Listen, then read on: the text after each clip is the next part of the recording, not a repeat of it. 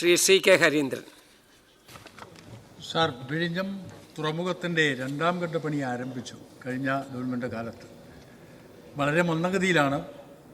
പരിശോധിച്ചിട്ടുണ്ടോ? എപ്പോൾ പൂർത്തിയാക്കാനാവും? അതോടൊപ്പം ക്രൂയിസ് കപ്പലുകളുമായി ബന്ധപ്പെട്ട അനുമതി ലഭിച്ചിട്ടുണ്ടോ? അതിനുള്ള നീക്കങ്ങൾ വല്ലതും ആരംഭിച്ചിട്ടുണ്ടോ? അനുബന്ധ വ്യവസായ വികസനത്തിനായി എത്രമാത്രം സ്ഥലം കണ്ടെത്തി? നടപടികളുടെ പുരോഗതി വ്യക്തമാക്കാം.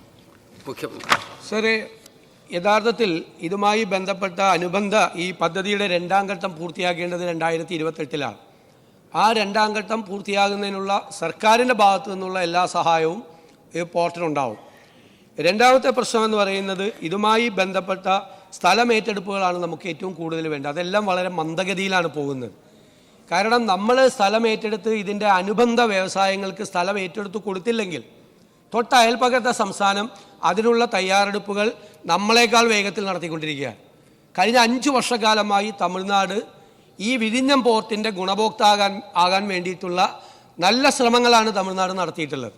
ദൗർഭാഗ്യവശാൽ ഈ പോർട്ടുമായി ബന്ധപ്പെട്ട പോർട്ട് റിലേറ്റഡ് ഇൻഡസ്ട്രി ഡെവലപ്പ് ചെയ്യേണ്ടതുമായി ബന്ധപ്പെട്ട സ്ഥലമേറ്റെടുപ്പ് ഉൾപ്പെടെയുള്ള കാര്യങ്ങൾ നമ്മുടെ സംസ്ഥാന സർക്കാരിൻ്റെ ഭാഗത്തു നിന്നും വളരെ മന്ദഗതിയിലാണ് പോകുന്നത്.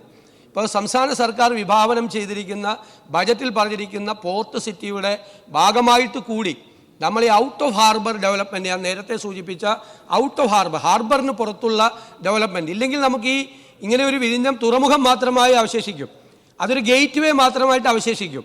സംസ്ഥാന സർക്കാരിന് ഈ സംസ്ഥാനത്തിന് എംപ്ലോയ്മെൻറ്റ് ജനറേഷൻ ഉണ്ടാകാൻ, കൂടുതൽ ജോലി സാധ്യതകൾ ഉണ്ടാകാൻ, സംസ്ഥാനത്തിൻ്റെ GST വരുമാനം വർദ്ധിപ്പിക്കാൻ, സംസ്ഥാനത്തിന് കൂടുതൽ ഇക്കണോമിക് ആക്ടിവിറ്റി ഉണ്ടായി നമ്മുടെ സമ്പദ് വ്യവസ്ഥയെ മെച്ചപ്പെടുത്താനുള്ള നല്ല അവസരമാണ് ഈ പോർട്ടുള്ളത്. പക്ഷേ അതിനനുബന്ധമായി സർക്കാർ ചെയ്തു തീർക്കേണ്ട കാര്യങ്ങൾ വളരെ മന്ദഗതിയിലാണ് പോയിരുന്നത്.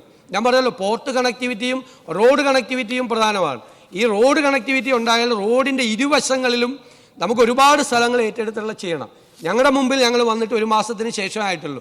ഈ 1 മാസത്തിനുള്ളിൽ ഇത് സംബന്ധിച്ച മുഴുവൻ കാര്യങ്ങളും ഞങ്ങൾ പഠനം നടത്തിയിട്ടുണ്ട്. കണ്ടെയ്നർ സ്റ്റേഷനുകൾ ആരംഭിക്കാൻ വേണ്ടിയിട്ടുള്ള വ്യവസായ വകുപ്പിൻ്റെ കീഴിലുള്ള സ്ഥാപനങ്ങളോട് അടിയന്തരമായി നടപടി സ്വീകരിക്കാൻ പറഞ്ഞിട്ടുണ്ട്. അതിനാവശ്യമായ സ്ഥലം കൊടുക്കാൻ വ്യവസായ വകുപ്പ് തയ്യാറായിട്ടുണ്ട്.